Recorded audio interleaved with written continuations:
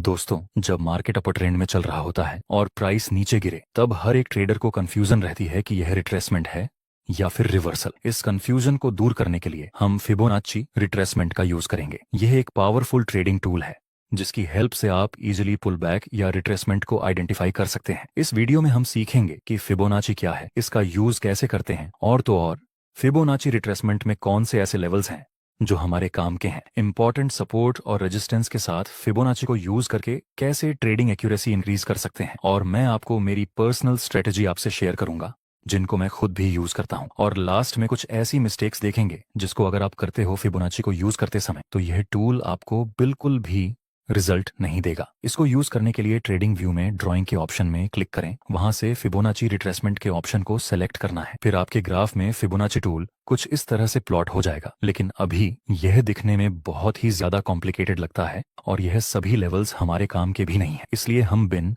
जरूरी सारे लेवल्स को रिमूव कर देंगे ताकि हमारा टूल कुछ ऐसा बन जाए, कॉम्प्लिकेटेड से वेरी सिंपल। इस टूल को सिंपल करने के लिए फिबोनाची के सेटिंग्स में आपको सिर्फ 0.382 05 0 6 1 8 और 1 बस इतनी ही लेवल्स रखने हैं। बाकी सारे लेवल्स को हम रिमूव कर देने हैं और इसके बैकग्राउंड को भी रिमूव कर देना है। इतना करते ही आपका फिबोनाची टूल सिंपल बन जाएगा। अब समझते हैं इसको यूज कैसे करना है। फिबोनाची को यूज करने के लिए आपको खासकर एक चीज की रिक्वायरमेंट रहेगी, वह है ट्रेंड, अपर ट्रेंड या फिर डाउन ट्रेंड। जैसे कि यहाँ पर मार्केट में लोअर लो और लोअर हाई का फॉर्मेशन शुरू है तो ये एक प्रॉपर डाउन ट्रेंड है। डाउन ट्रेंड है तो हम सेलिंग की अपॉर्चुनिटी फाइंड करेंगे, लेकिन यहाँ पे ये भी रेजिस्टेंस है, ये लेवल भी रेजिस्टेंस है और ये सपोर्ट भी आगे रेजिस्टेंस का काम कर सकता है। तो इनमें से कौन से लेवल को मार्केट रिस्पेक्ट देगा ये हमें नहीं पता। मार्केट लेवल्स को रिस्पेक्ट देगा भी या फिर ये लेवल्स ब्रेक करेगा। ऐसी कंफ्यूजन को दूर करने के लिए हम फिबोनाची रिट्रेसमेंट को ड्रॉ करने जा रहे हैं। इसको ड्रॉ करने के लिए आपको दो स्विंग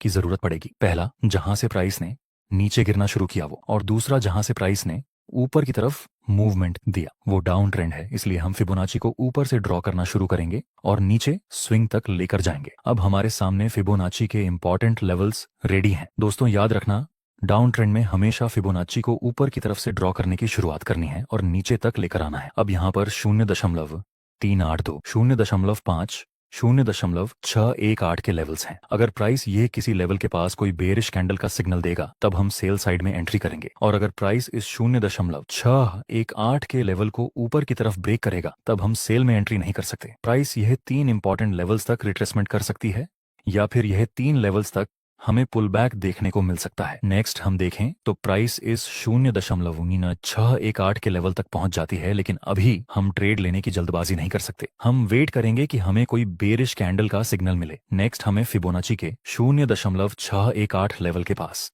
बेयरिश और कंफर्मेशन का सिग्नल मिला और यहाँ पर ये ट्रेंड लाइन भी है जो कि रेजिस्टेंस का काम करेगी। अब हम सेल में एंट्री कर सकते हैं। स्टॉप लॉस इस कैंडल के हाई से थोड़ा सा ऊपर रखेंगे और प्रॉफिट टारगेट के लिए हम ये नजदीकी सपोर्ट का यूज करेंगे। नेक्स्ट हम देखें तो हमारा प्रॉफिट टारगेट कुछ ही समय में हिट हो गया। प्रॉफिट टारगेट हिट हुआ, लेकिन फिर भी कुछ लोगों को यहाँ सेटिस्फैक्शन नहीं होगा। लालची ट्रेडर्स सोचेंगे कि मैंने प्रॉफिट टारगेट तो यहाँ पर रखा था लेकिन मार्केट तो बहुत ज्यादा नीचे गिरा था, तो दूसरी बार मुझे प्रॉफिट टारगेट बड़ा रखना चाहिए था। लेकिन आपको ऐसा माइंडसेट नहीं रखना है। यहाँ हमारा रिस्क और रिवॉर्ड रेशो 1 से 2 के आसपास था, तो ये हमारे लिए अच्छी बात है। डाउन ट्रेंड है तो फिर से हमें सेल करने का मौका मिल जाएगा। नेक्स्ट हम देखें तो प्राइस फिर से धीरे धीरे ऊपर की तरफ मूव करने लगता है। यह पुल बैक कितना बड़ा हो सकता है और कौन से लेवल से प्राइस रिवर्स हो सकती है इसके बारे में हमें कुछ भी नहीं पता। इसीलिए हम फिबोनाची ड्रॉ कर देंगे। जहां से प्राइस ने गिरना स्टार्ट किया वहां से हम फिबोनाची को ड्रॉ करना शुरू करेंगे और जहां से प्राइस ने ऊपर की तरफ मूवमेंट देना शुरू किया वह स्विंग तक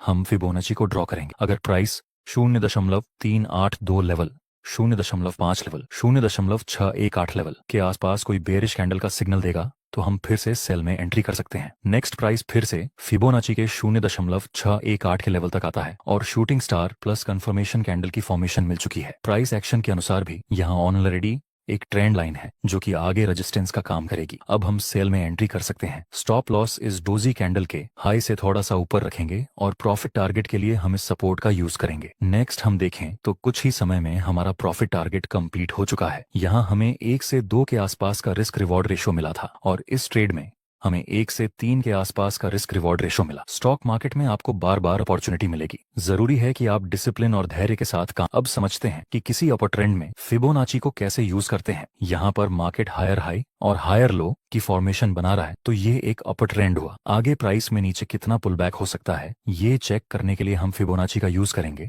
जिसके लिए हम ये 2 स्विंग का यूज करेंगे। पहले जहां से प्राइस ने ऊपर साइड मूवमेंट देना शुरू किया हुआ, और दूसरा जहां से प्राइस में गिरावट देखने को मिली हुआ। याद रहे दोस्तों, एप ट्रेंड के दौरान आपको नीचे से फिबोनाची को ड्रॉ करना है और ऊपर तक लेकर जाना है। अब हमारा फिबोनाची प्लॉट हो चुका है। अगर प्राइस इस 0.382 के लेवल के आसपास कोई बुलिश कैंडल का सिग्नल देगा, तब हम बाय करेंगे, या फिर इस 0.5 लेवल के आसपास, या फिर इस 0.618 के लेवल के आसपास कोई बुलिश कैंडल का सिग्नल देगा, तब हम बाय में एंट्री कर सकते हैं। नेक्स्ट प्राइस आता है इस 0.618 के आसपास, और एक लाल रंग का हैमर और कन्फर्मेशन कैंडल की फॉर्मेशन बन चुकी है। अब हम बाय में एंट्री कर सकते हैं। जहां से हैमर बना, इस लेवल के पास एक रेजिस्टेंस था जो कि आगे जाकर सपोर्ट का काम करेगा। इसमें स्टॉप लॉस इस बुलिश कैंडल के लो से थोड़ा सा नीचे रखेंगे, और प्रॉफिट टारगेट के लिए हम इस रीसेंट रेजिस्टेंस का यूज करेंगे। देखते हैं आगे क्या होता है। नेक्स्ट प्राइस में धीरे धीरे ऊपर की तरफ मोमेंटम दिया और हमारा प्रॉफिट टारगेट भी हिट हो गया। नेक्स्ट अभी अभी ये रेसिस्टेंस ब्रेक हो चुका है और प्राइस फिर से नीचे गिरने लगा। अगर हमें दूसरी बार भी ट्रेड में एंट्री करनी है, तो हम फिर से फिबोनाची रिट्रेसमेंट का यूज करेंगे।